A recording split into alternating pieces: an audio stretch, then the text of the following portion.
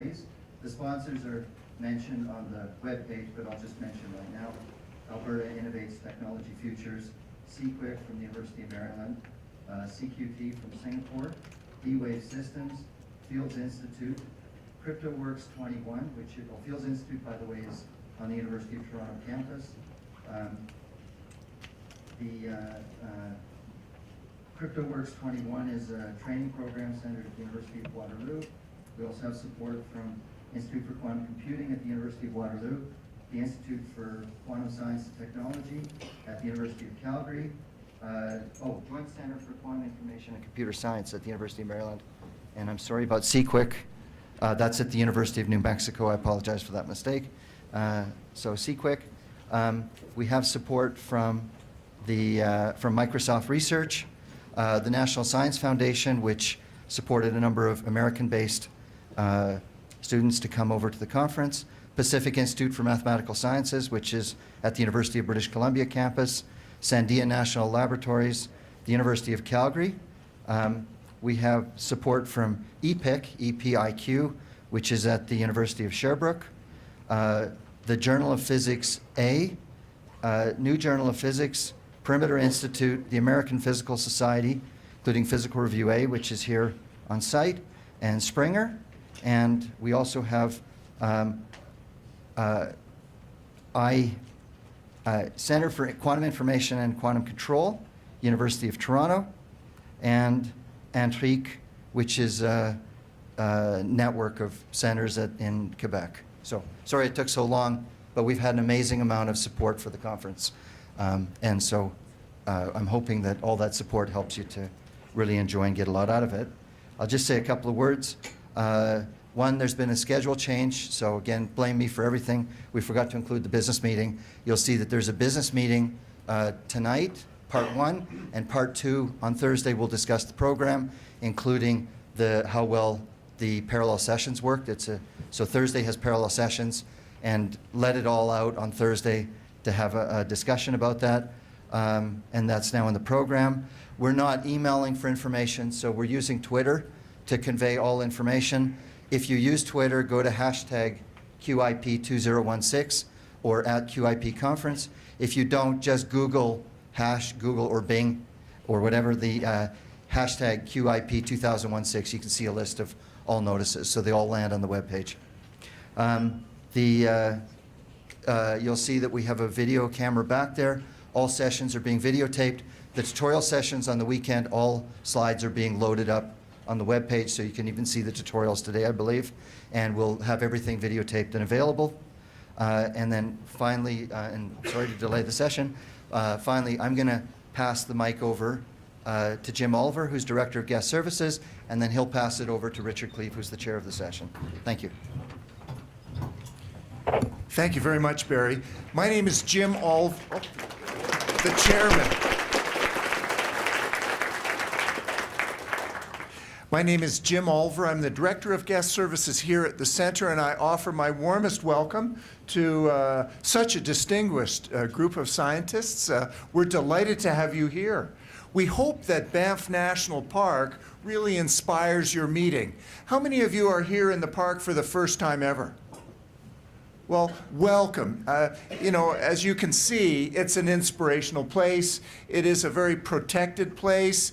You might even see wild animals around. Already today, I've seen coyote, I've seen elk, and deer. There's also wolves in the area. It's a wild place, so I'm suggesting don't go wandering off in the forest by yourself. Go with 3 or 4 other people and enjoy the animals. Don't feed them or approach them. They are wild. And a couple other things, at this altitude, about 1,420 meters, there's not quite as much oxygen. So you may notice it climbing stairs or climbing the hills that you're short of breath. That's totally natural. Please just take your time and catch your breath. Also, it's quite dry here. So we recommend that you drink lots of water while you're here on campus. The Banff Center is a place for learning. Since 1933, artists, scientists, mathematicians, business leaders have been coming to the center. We host about 4,000 artists a year in our programs. We host over 500 conferences a year, and we're just delighted to be hosting you here. You may see we are also the home for the Banff International Research Station for Mathematical Innovation and Discovery, and you may see some of them here while you're on campus. We have a 42-acre campus. We have Wi-Fi, free Wi-Fi throughout all of the buildings. There's no password to it. Your devices should just latch right onto it. We have a recreation facility for your enjoyment, a MacLab Bistro right next door, a library one flight up for your enjoyment. We have a safety and security team on campus at all times in case you need any assistance. There is a pathway to town.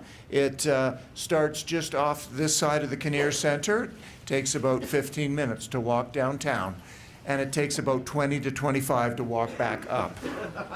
Yes. I'm active on Twitter as well, Jim Olver, TBC. I'll be introducing myself on your feed. Myself and my team can assist in any of your logistical or your hospitality issues. And I dedicate our facilities and services to the success of your event. And I now call upon your conference chair to come up and kick it off.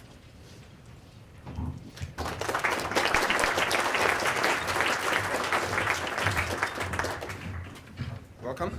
So our first talk is an invited talk by Ronald Hanson, and the title is From a Loophole-Free Bell Test to a Quantum Internet. Please, Fred. Can I use this one next time?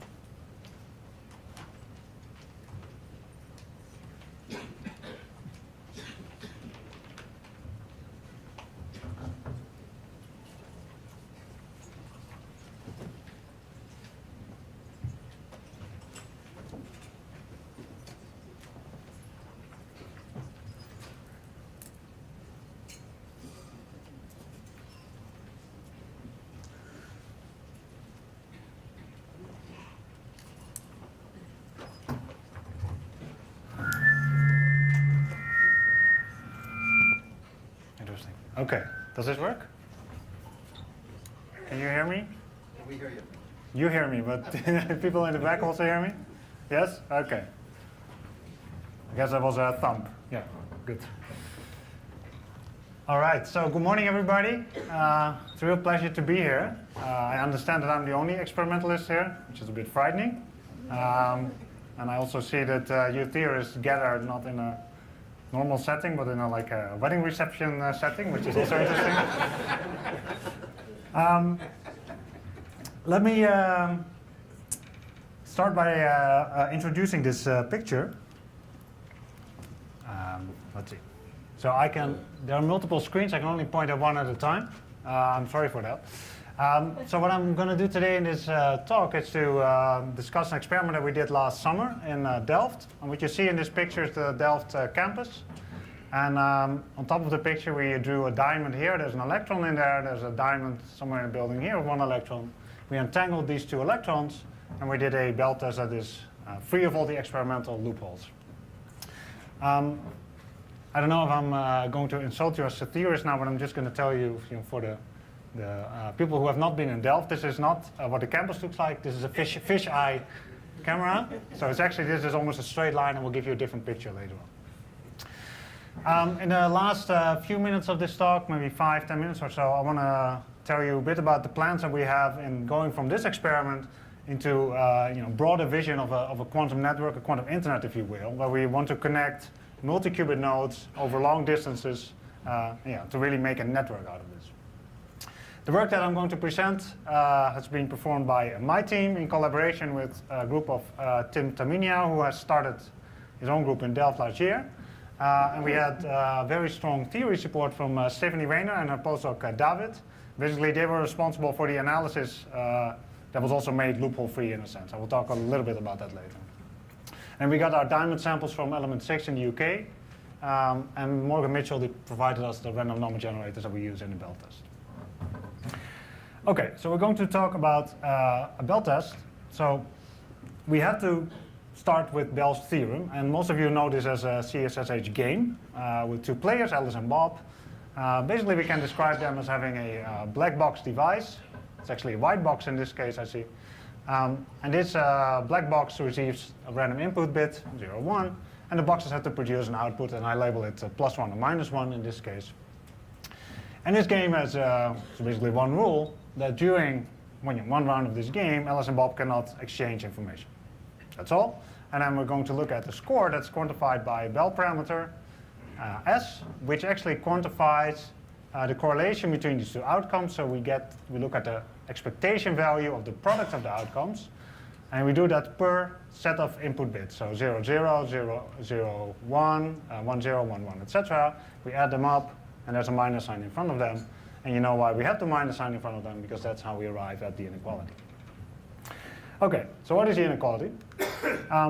It means that if you assume local realism or local causality, actually these words are very confusing. I think there's you can debate about them for many years, so people are debating about them for many years. And maybe the math is, we all agree somewhat on the math. If you assume these rules of nature, then you arrive at an inequality, or sort of a bound on this parameter S, or in the game version, you would have a winning probability that is bounded by 75%. On the other hand, we know that quantum mechanics, if we put quantum mechanics in the boxes, so for example, an electron spin in Alice's box, one in Bob's box, and they are entangled with each other, and we perform suitable measurements on them and make the outcome of these measurements determine the outcomes here, we can actually get a parameter, Bell parameter, up to 2 square root of 2, so it's about 2.8, 40% more than 2. So that's a clear conflict. And with this, we arrive at the mathematical incompatibility of local realism or local causality, whatever name you want to give it to it, and quantum mechanics. And so at this point, experimentalists like me come in. And I should tell you one thing about experimentalists. Experimentalists are greedy. So when they see something like this, they see, oh, I'm going to rule out local realism. All of it. And it turns out that that's not really possible because of the two extra things that I list here. So besides the local realism, local causality, we need random inputs, but also we need to sort of trust or assume that the outputs of these boxes become final at some point. Right? There has to be a point at which there's a +1, it stays a +1. And unfortunately, no experimentalist can prove that an input is random, or actually if it's random when it was generated. And we can also not prove when these outputs out of these boxes become final. We can't do that. And it means that what we can actually exclude in an experiment is not local realism, but it's a set of local realist theories. So we are sort of a bit limited in that sense. So every Bell experiment has a certain scope, and that scope is defined by the arrangement of the two boxes. So to be more precise, what can we actually test? So say a theory gives us the time at which these random inputs are generated, and it gives us the time at which these outputs become final. Then we can draw up an experiment. So we can draw these space-time diagrams, so there will be distance and time, and we have to make sure that the information here on the input here cannot reach Bob before the output here is final. So whenever we make an experiment, we set these boxes. We can draw these lines, assuming that signals only travel at the speed of light and not faster. And that will tell us the scope of our test. So it will tell us we are testing all local realist theories in which these inputs are generated here or later. The outputs become final at most at this point. That's the set that we are actually testing. Okay, now then what about these loopholes? What does loophole free mean? Well, loophole free, in our definition, I think it's one of only two definitions that you can consistently defend. In our definition, it is an experiment that tests such theories without adding any extra assumption. So it's just these elements come in and you don't add anything to it. So what could you have added? Well, for example, you could have had a system where the boxes don't give an output every time. So you have to assume that the times you get an output, this is actually a fair sample of all the data, and this opens a detection loophole. You can have a situation where the boxes are too close to each other. So you can actually not achieve this. And that means that you have to assume that the boxes do not communicate to each other. It's a locality loophole. And there are more loopholes. There's, for example, a loophole in the analysis.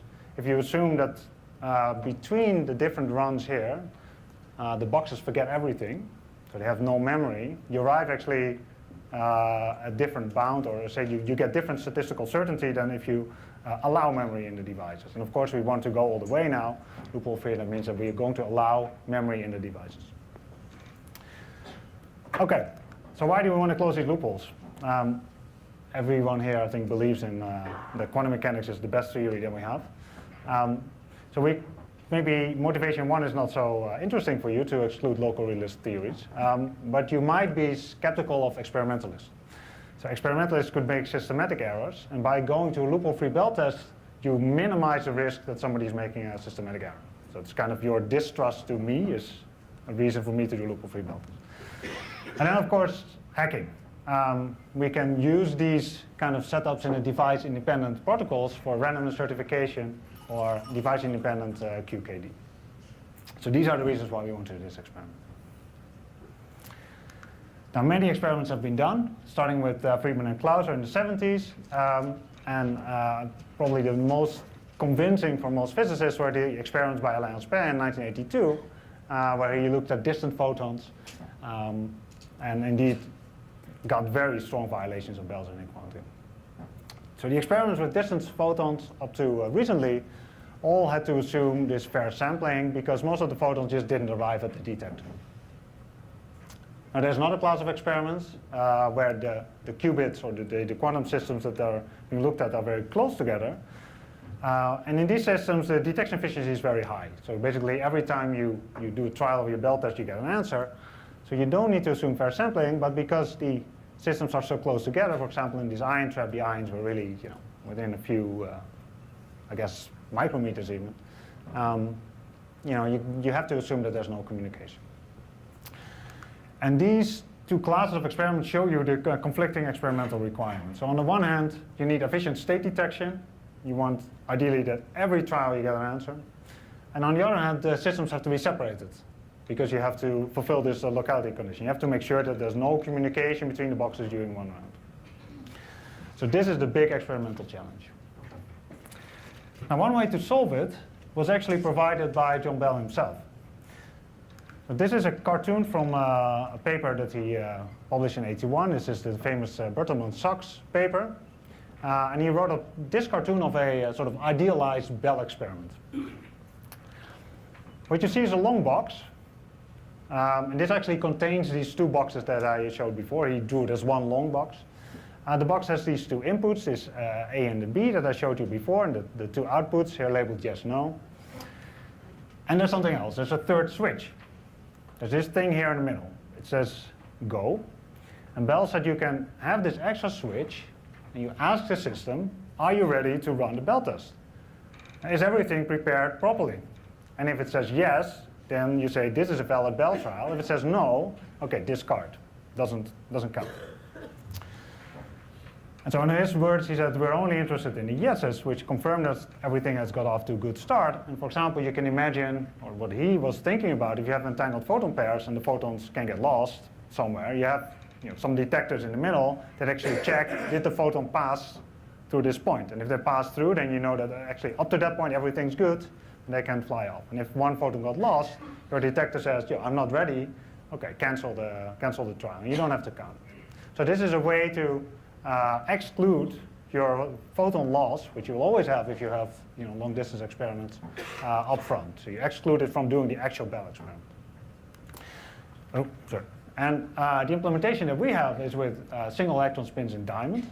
And so we have boxes of Alice and Bob that contain one diamond with a spin. We have random number generators that provide the input. I will show you later, we can do fast readout of these spin states, so this will give us our output. And then there's this event-ready detector in the middle. And that event-ready detector, in our case, is set by a device that will tell us whether we actually made entanglement between the two electron spins. So it's as I will show you, it's not so easy to generate this entanglement. It only works in a very small fraction of attempts. But by making the success of this entanglement generation the event-ready detector, we actually achieve what we want. We exclude the photon loss events, and we only include events where indeed the spins were entangled, and we really want to do bell test. Okay, so this is the general scheme. Now I'm going to tell you a little bit about the system, the specific system that we use, which is an MV center in diamond. And as you probably know, diamond consists of carbon atoms. And carbon atoms here are these grayish little balls in the diamond lattice. Now, no solid is perfect, and also diamonds are not perfect. There are always some impurities in them. And the most common impurity in diamond is nitrogen. It can replace a carbon atom, for example, like this here. And sometimes, next to such a nitrogen atom, there's a carbon atom missing. That's this V for vacancy. In this case, we have an NV center. This is called a color center because it can make diamond a bit pink. You can get, if you have a lot of these NV centers, you get pink diamonds. And basically what it does is, NV center, is that it traps electrons. So you can, for the purpose of this talk, you can understand it that there are two electrons that are trapped really at this center. And these two electrons are the ones that we're going to play with.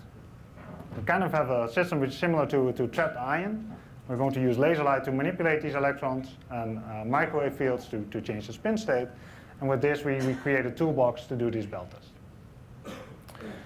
Now, these NV centers are in a diamond, as I said. We don't use diamonds that come out of the earth. We use diamonds that are grown in a lab. There's a process called chemical vapor deposition. What you need to remember of that is that it makes diamonds that are much, much purer than anything that comes out of the earth. So it's extremely, extremely pure with only a few of these defects, and we can even put these defects where we want.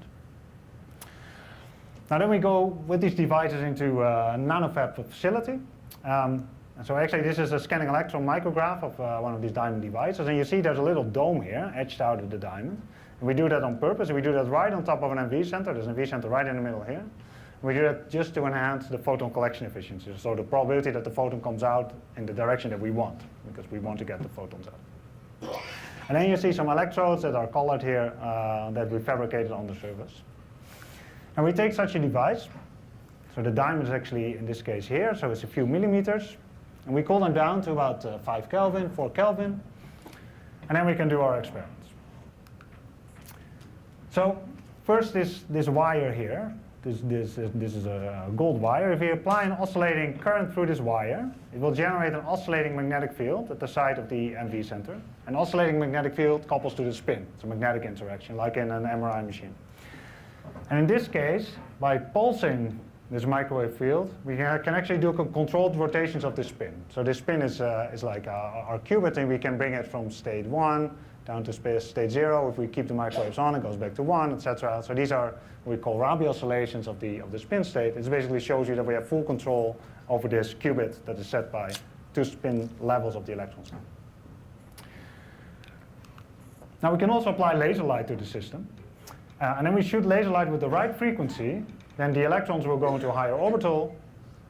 Stay there for some time. They will fall down again via spontaneous emission emit a photon. And it's these photons that we can see and that we can use in our protocols. Actually, what you see here, this bluish graph, this is an image that you get if you scan your laser across this structure. And at every point where you put the laser, you see if there's light coming back from the system. And you see this sort of this circle. Well, this is the edge of this dome. And right in the middle of this circle, there's this bright spot. So these are single photons emitted by these 2 electrons at this NV center. There's one single NV center there that's shining back to us, only when we put the laser right on top of it. Yeah. Just to be sure, so is this electron, which is a qubit, sits in the vacancy? Yeah, so it's the electronic wave function is sort of spread around here, but this is, we're talking about a few angstroms, so it's really, it's almost atomic size. Yes. Yeah. Yeah, thank you. Now what you also see here in this graph, there's peaks at different frequencies. And it turns out that, so these peaks mean that with the laser, we hit one of the transitions of the electron. And it turns out that these transitions are spin selective. That means we can excite the electron depending on the spin state.